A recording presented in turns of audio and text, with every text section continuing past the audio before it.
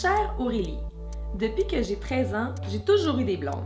Mais depuis quelques mois, je suis vraiment troublée. Il y a un gars que j'ai connu dans mon cours de français. On est en équipe ensemble. On s'entend vraiment bien. J'ai toujours le goût d'être avec lui. Je pense à lui sans arrêt. Je sais qu'il est gay, mais de mon côté, je ne me suis jamais posé de questions jusqu'à aujourd'hui. Le suis-je aussi? J'ai peur de la réponse. Alexandre.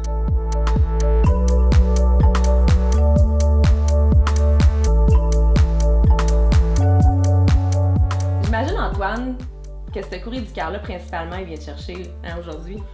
Ben, il vient me chercher, il me rappelle des souvenirs, en tout cas. Vraiment.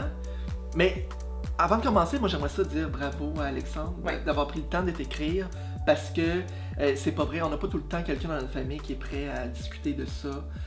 Nos parents, notre frère, nos soeurs, des amis. L'homosexualité, c'est encore tabou dans plusieurs familles. Au Québec, partout dans le monde, mais au Québec aussi. Des fois, on a tendance à l'oublier. Fait que c'est important de trouver quelqu'un avec qui tu es à l'aise d'en parler. Ceci dit, je pense que c'est super sain d'avoir une réflexion là-dessus. C'est quoi notre orientation sexuelle? Tu sais, ça peut paraître un peu bizarre pour quelqu'un qui s'est jamais posé de questions, mais pour un gay ou pour une lesbienne ou même un hétéro qui s'est déjà posé des questions, c'est super simple, faut pas avoir peur de ça. Non, sauf que quand ça arrive, puis qu'on a des questionnements de ce genre-là, c'est troublant. Parce que souvent, on s'attend pas à ça. Est-ce qu'on se réveille du jour au lendemain, puis ça y est, je suis gay, ou on le sait toujours un peu depuis toujours? Je pense qu'on le sait toujours un peu depuis toujours. Okay. Ce qui se passe du jour au lendemain, c'est quand on décide de l'accepter et de le vivre. Comment que ça se passe, cette transition-là? Il y en a que c'est plus long que d'autres de... Premièrement, il termine son courriel en disant qu'il a peur de la réponse. Quand on se pose des questions comme ça, c'est sûr que c'était peurant, mais il faut enlever ça. Ouais. Parce que la peur, ça ne nous fait jamais réfléchir de la bonne façon. Ça nous fait faire des choses qu'il ne faut pas. Donc, il faut vraiment qu'il enlève ça de sa tête. Après, il faut qu'il voit, est-ce qu'il y a vraiment du désir pour ce gars-là? Quand il est avec, comment il se sent? Parce que c'est pas nécessairement... Je suis pas en amour avec tous les gars que je rencontre, puis j'ai des très bons amis, gars, j'ai aucun désir, puis eux non plus, puis qu'ils soient gays ou hétéros, on s'en fout, tu sais, c'est pas automatique. Donc lui, il dit qu'il se sent super bien, qu'il s'amuse, puis tout ça. C'est peut-être juste un très bon ami, puis il a jamais vécu ça, une amitié aussi forte, mais c'est peut-être pas de l'amour. Donc, il faut aller creuser là-dedans. Y a-t-il du désir amoureux? Est-ce que il y a le goût de l'embrasser? Est-ce que le fait d'être près de lui, il y en a des frissons? Est-ce que... Bref, est-ce qu'il ressent les mêmes sensations qu'il sentait avec les blondes avec lesquelles il était avant?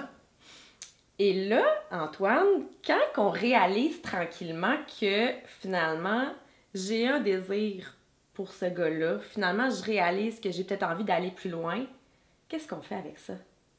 Je me lance? Je teste l'expérience? C'est pas simple, mais c'est sûr que c'est ça qu'il faut faire.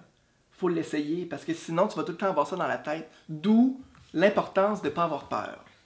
Puis aussi... Mais ça, c'est facile à dire, pas avoir peur. Je dirais, la peur du jugement aussi, c'est souvent ça le blocage premier, c'est ce que les autres vont penser, ma famille, puis m'assumer aussi comme je suis, c'est ça qui est plus difficile. C'est vrai, mais il n'est pas rendu là. Non. Là, il est à savoir, est-ce que il y a de l'amour pour son collègue de travail, son ami. Il n'est pas à faire un coming out. Il n'est pas rendu là. Il n'est pas parce qu'il ne sait pas encore. Non, c'est ça. Faut pas sauter les étapes, là. Puis c'est pas parce que tu essaies des affaires que après c'est coulé dans le béton, puis ta vie va être menée par l'aventure que tu as eue avec un gars dans ton cours en 5e secondaire. Tu sais, tu peux essayer des affaires, puis après, si tu n'aimes pas ça, ben...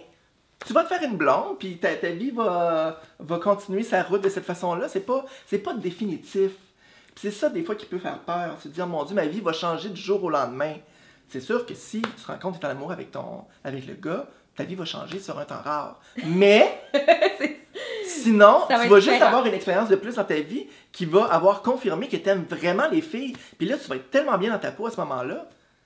Oui, j'adore la façon comment tu parles parce que je suis certaine, Antoine, qu'en ce moment, il y a énormément de gens qui se sentent concernés parce qu'ils se questionnent, parce que c'est sûr que de nos jours, c'est plus ouvert l'amour, puis c'est sûr que de plus en plus, il y a moins de tabous, mais il y en a encore. Puis quand on réalise qu'on a ces questionnements-là, on est comme pas sûr qu'on a envie de ça, ou, tu sais, c'est souvent aussi de l'inconnu, tu sais, on le sait pas trop, donc en fait, c'est ça que j'aurais envie de dire à Alexandre, puis c'est pour ça que je suis contente que tu nous aies amené ta vision de la chose, parce que c'est tellement le premier pas d'écrire, puis de le dire, puis de l'exprimer, puis on a le droit d'en parler, de justement de dire est-ce que je le suis, est-ce que je le suis pas. Donc, si on résume, c'est toujours laisser aller ses questionnements, toujours, de laisser émerger ses pensées sans se bloquer, sans blocage, sans limite. Tu as le droit de fantasmer sur ce gars-là, tu as le droit de vouloir vivre une aventure avec lui, puis tu as le droit d'aller jusqu'au bout, puis de le tester, puis de l'essayer, puis sans jugement.